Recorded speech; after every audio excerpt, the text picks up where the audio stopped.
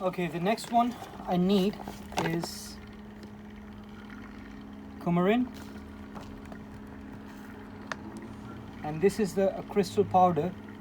So for this one you need 10 gram.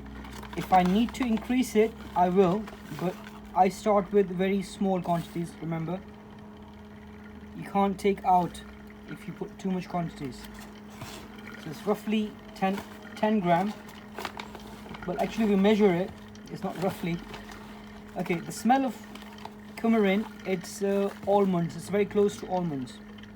So if you put too much, then you're gonna have a smell of almonds, bitter almonds in the background, so be careful. Okay, so the next step is to put coumarin powder in the mixture.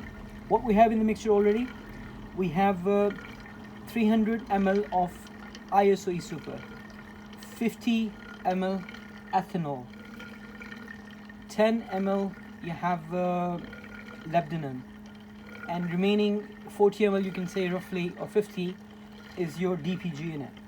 Okay, so far this is the thing that we get. I'll wait till all the coumarin dissolves and then went to the next step.